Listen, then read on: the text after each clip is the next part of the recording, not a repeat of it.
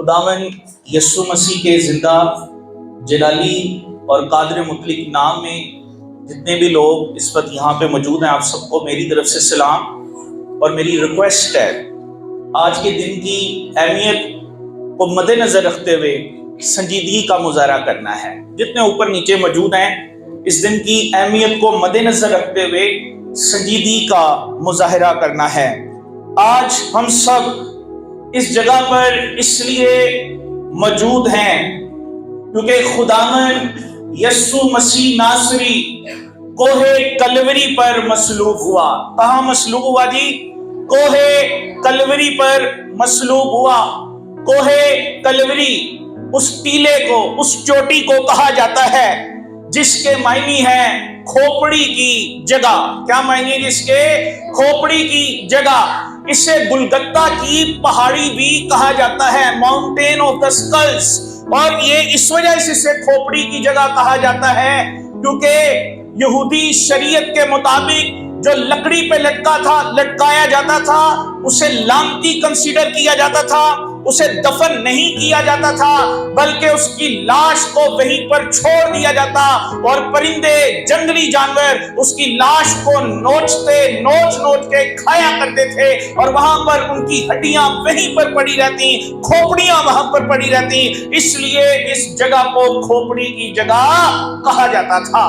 اس کے علاوہ یہ بھی کہا جاتا ہے علماء کے مطابق یہ ٹیلا دکھنے میں کھوپڑی نما تھا، اس وجہ سے اسے سکلز ماؤنٹین یا کھوپڑی کی جگہ یا گلگتہ کی پہاڑی یا کوہ کلوری کہا جاتا تھا۔ مسیح خداوند کو کیوں مصلوب کیا گیا؟ مسیح خداوند کے اوپر پہلا جرم یہودی مذہب کی طرف سے تھا۔ وہ کہتے تھے یہ کفر کہتا ہے، یہ وہ الفاظ بیان کرتا ہے جو الفاظ صرف اور صرف خدا کہہ سکتا ہے، یعنی یہ کہتا ہے میں خدا میں سے نکلا اور آیا ہوں۔ یہ اپنے آپ کو خدا کے برابر ٹھہراتا ہے۔ ان کی عقل پہ پردہ تھا، وہ درست کہتا تھا، لیکن اپنی تاریکی کی وجہ سے وہ اسے پہچان نہ سکے۔ اگر ان کی آنکھوں پہ تاریکی نہ ہوتی، اگر ان کی آنکھوں پر گناہ کی پٹی نہ بندھی ہوتی تو وہ جان لیتے کہ جو پانیوں پر چلتا ہے وہ کوئی اور نہیں، وہ مجسم کلام ہے۔ ارے یہ تو وہی ہے جس کے بارے میں ہم نے پیدائش تکوین پہلی آیت میں پڑھا تھا، خدا نے ابتدا میں زمین اور آسمان کو پیدا کیا، زمین ویران اور سنسان تھی، گہراؤں کے اوپر اندھیرا تھا، اور خدا کی روح پانی کی سطح پر جنبش کرتی تھی۔ ارے یہ تو وہی ہے جو پہلے جنبش کر رہا تھا اور آج بھی جنبش کر رہا ہے، لیکن اپنی ڈارکنس کی وجہ سے، اپنے اندھیرے کی وجہ سے، اپنی تاریکی کی وجہ سے، اپنی انا کی وجہ سے وہ خداوند یسوع مسیح کو پہچان نہ سکے۔ انہوں نے کہا یہ کفر کہتا ہے۔ دوسرا، رومی عدالت میں یسوع پر یہ الزام تھا کہ یہ حکومت کے خلاف بغاوت کرتا ہے۔ سیاسی الزامات تھے۔ وہ کہتے تھے یہ اپنے آپ کو کہتا ہے میں بادشاہ ہوں، رومی حکومت کے شہنشاہ کے بعد کوئی بادشاہ نہیں ہو سکتا، لیکن ان کی آنکھوں پر بھی تاریکی کی پٹی تھی۔ وہ زمین کی بادشاہی کی تو بات نہیں کر رہا تھا، وہ تو آسمان کی بادشاہی کی بات کر رہا تھا۔ زمین کی بادشاہی تو ختم ہو جاتی ہے، اس کی بادشاہی کا آخر نہ ہوگا کیونکہ وہ کلمہ مجسم ہے۔ عزیزو، خداوند یسوع مسیح کو امن و امان کی صورتحال اور قوانین اور ضوابط کے لیے خطرہ قرار دیا گیا، اور بظاہر اسے قانون شکنی کے جرم کی وجہ سے قتل کیا گیا، مگر حقیقت میں وہ یہودیوں اور رومیوں کی تنگ نظری کا شکار ہوا اور اپنی عظمت کے سبب سے اسے مصلوب کیا گیا۔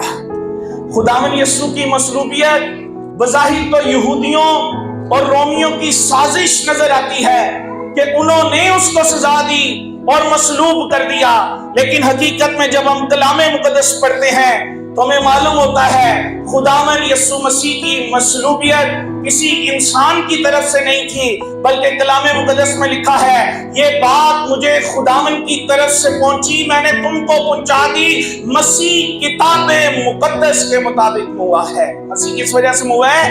کتاب مقدس کے مسیح کس لیے ہوا ہے؟ اوپر نیچے بولیں، کتاب مقدس کے مطابق، خدا کے نظام کے مطابق خدا نے یہ ٹھہرایا تھا کہ وہ میرے اور آپ کے گناہوں کے لیے کفارہ دے دے۔ خداوند یسوع کے زمانے میں اوسط عمر 70 برس یا قوت ہو تو 80 برس تھی، لیکن خداوند یسوع کو 33 برس کی عمر میں 33 ایئرس کی عمر میں مصلوب کر دیا گیا۔ اس کے ہاتھوں اور پاؤں میں کیل لگا کر صلیب پر لٹکا دیا گیا اور 6 گھنٹے تک خداوند یسوع مسیح صلیب پر لٹکے رہے۔ خداوند یسوع ناصری کو جمعے کے روز صبح 9 بجے صلیب پر لٹکایا گیا اور 3 بجے صلیب پر سے اتارا گیا۔ 9 سے لے کر 3 بجے تک 6 گھنٹے تک خداوند یسوع ناصری نے مسلسل کرب سہا، اور اس ڈوریشن میں خداوند نے 7 صلیبی کلمات کہے۔ کتنے کلمات کہے؟ کتنے کلمات کہے؟ 7 صلیبی کلمات کہے۔ 9 بجے سے 12 بجے تک خداوند نے پہلے 3 صلیبی کلمات کہے، اور 12 بجے سے 3 بجے تک خداوند نے 4 اگلے صلیبی کلمات کہے۔ جو پہلے 3 صلیبی کلمات ہیں وہ خداوند نے دوسروں کے لیے کہے ہیں، اور جو اگلے 4 صلیبی کلمات ہیں وہ خداوند نے اپنی ذات کے متعلق کہے ہیں۔ یہ صلیبی کلمات، ان کی حیثیت عالمگیر ہے، ان کی حیثیت گلوبل ہے، ٹائم لیس ہے، اور ان کلمات کی برکت اور روحانیت اور تاثیر ہر زمانے کے لیے ہے، کیونکہ یسوع مسیح کل اور آج بلکہ اب تک یکساں ہے، کیونکہ وہ اب تک یکساں ہے۔ اسی طرح اس کے منہ سے نکلنے والے الفاظ بھی اب تک بابرکت اور یکساں ہے۔ جو کوئی ان کو سنتا ہے وہ زندگی کو پا لیتا ہے، اس لیے اہمیت کے حامل ہیں۔ خداوند یسوع المسیح ناصری نے پہلا صلیبی کلمہ فرمایا۔ مقدس لوکا کی معرفت لکھا گیا خداوند یسوع کا انجیلی بیان 23 باب اس کی 34ویں آیت، خداوند نے فرمایا ہے باپ ان کو معاف کر کیونکہ یہ نہیں جانتے کیا کرتے۔ تصور کیجئے جس کو مارا گیا، جسے ٹھٹھوں میں اڑایا گیا، جسے کوڑے لگائے گئے، جس کی تضحیک کی گئی، جسے کانٹوں کا تاج پہنایا گیا، جسے برہنہ کر دیا گیا، اس کے کپڑے اتار کر اس کی تذلیل کر کے ہاتھوں میں کیل ٹھوک دیے گئے، سر پر کانٹوں کا تاج پہنا کر جسے صلیب پر چڑھا دیا جائے، کیا وہ اپنے منہ سے کسی کو دعا دے سکتا ہے؟ انسانوں کی فطرت یہ ہے کہ وہ اپنے دکھ دینے والوں کے لیے بد دعا کرتے ہیں، دعا نہیں کرتے، لیکن یہ ابن مریم، ابن خدا الگ ہستی ہے، دکھ اور کرب کی حالت میں بھی کہتا ہے اے باپ ان کو معاف کر کیونکہ یہ نہیں جانتے ہیں۔ یہ ہے آپ کا مسیح، یہ ہے آپ کا خداوند۔ مسیح خداوند نے یہ الفاظ کہہ کر ہمیں یہ سکھایا ہے کہ نہ صرف اس وقت وہ ہماری شفاعت کر رہا تھا، بلکہ وہ آج بھی باپ کی دانی طرف بیٹھ کر ہماری شفاعت کرتا ہے، ہماری انٹرسیشن کرتا ہے، اور یہ بات انسان کی فیور میں ہے۔ وہ آپ کو ہر روز نئی زندگی دیتا ہے۔ ہمارے کام ایسے ہیں کہ خدا چاہے تو پل میں ہمیں تباہ کر دے، لیکن اس کے تخت کے ساتھ دانی طرف اس کا اپنا لال بیٹھا ہوا ہے۔ جب کبھی وہ ہمیں اکھیڑنے لگتا ہے وہ کہتا ہے باپ ٹھہر جا، ابھی 1 اور سال دے دیں گے اور میں ان کے چوبی تھالا کھولوں گا، یہ گھردار ہو جائیں گے، یہ بچ جائیں گے۔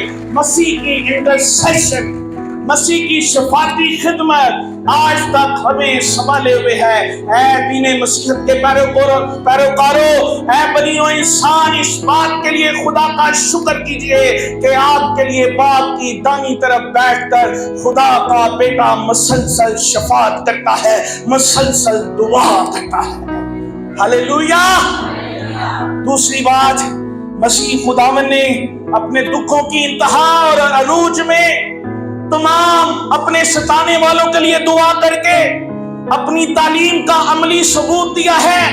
پہاڑی واز میں متی کی انجیل 5:44 میں خداوند یسوع ناصری نے اپنے شاگردوں کو سکھایا تھا، اپنے دشمنوں سے محبت رکھو اور اپنے ستانے والوں کے لیے دعا کرو۔